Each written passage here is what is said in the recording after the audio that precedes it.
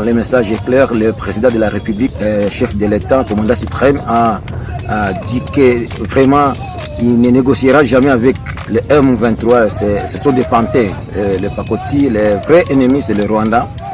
Et ce message est venu réconforter tout combattant qui est sur la ligne de front. C'est un message vraiment que nous attendions toujours de lui. Et nous demanderions à tout Congolais d'être derrière le chef de l'État parce que vraiment c'est un président qui incarne la vraie vision de ce pays. Il connaît, identifier bien l'ennemi parce que s'il était un autre président devrait aller peut-être se pencher sur la question M23. Pourtant, on est agressé par les Rwandais. Donc il a aussi identifié l'ennemi et il a tout donné pour que cette guerre se termine. Alors nous devons nous tous s'allier derrière le chef de l'État. Oui, le cessez-le-feu toujours été à l'avantage de l'ennemi. Les dialogues là, on en a fait maintes fois. Il y a eu le dialogue de Sun City, il y a eu le dialogue d'Amanileo. D'ailleurs, ce sont les résultats de ce dialogue, c'est la guerre qui est aujourd'hui. Alors, on a tenté à maintes reprises de faire des dialogues, mais les dialogues n'aboutissent pas. Donc c'est la guerre qui est maintenant la dernière solution.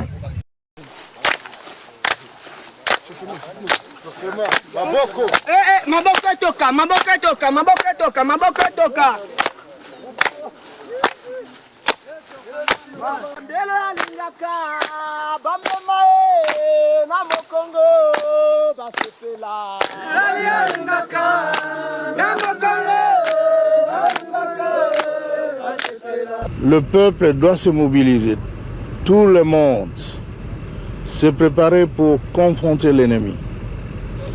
Dans chaque village, les gens doivent prendre les armes, même les armes traditionnelles, les flèches, les lances et autre chose. L'essentiel est d'écraser l'ennemi parce que sinon on va devenir l'esclave de ce petit messier de Hutu, de Tutsi plutôt. Il a aussi insulté tous les Africains dans ses propos. Il y a une partie qui a retenu mon attention, là où il parlait d'ingratitude. Et que l'ingratitude est une maladie non transmissible aux humains. Lui, il est humain, notre ingratitude n'est pas transmissible à lui. Voilà comment ce monsieur voit l'Afrique, voit les Africains. Nous ne sommes pas des humains à ses yeux. Peut-être que c'est lui qui n'est pas humain, il ne se met pas dans la classe des humains. Mais s'il y a bien un ingrat, c'est bien lui.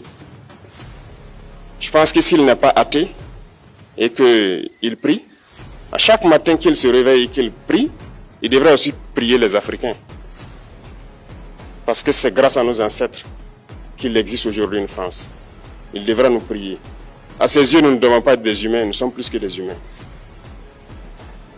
Ce sont des messages très forts qu'il passe. Moi, je pleure le peuple français. Mais quand même, il est bien pour l'Afrique. Il est un mal nécessaire pour nous. Ceux qui veulent se réveiller, se réveillent. Ceux qui ne veulent pas se réveiller, comme on le dit, on ne peut pas réveiller quelqu'un qui ne dort pas. Les Africains doivent se réveiller. Nous devons travailler à être indépendants, à faire au moins que nos peuples connaissent le bonheur. Et la lutte contre l'impérialisme, c'est ça. Il faut décoloniser les mentalités, prendre en compte toutes ces données-là, parce que le monde nous donne tellement d'exemples à voir. Pour eux, il n'y a pas de morale. Ils peuvent vous désigner aujourd'hui terroriste, mais demain, vous êtes un héros. Par leur simple bouche, ils décident de ce qu'ils font. Ils parlent de démocratie, mais ils se font eux-mêmes des coups d'État constitutionnels entre eux. Ils parlent des droits de l'homme, mais ils déciment des populations ailleurs. L'Africain doit se réveiller, l'Afrique doit se réveiller. Et le combat contre l'impérialisme est permanent. Et je vous invite à incorporer ce combat, à travailler en sorte que nous soyons réellement indépendants, que nous soyons autosuffisants et que nous puissions nous développer, connaître le bonheur, ce à quoi notre peuple aspire.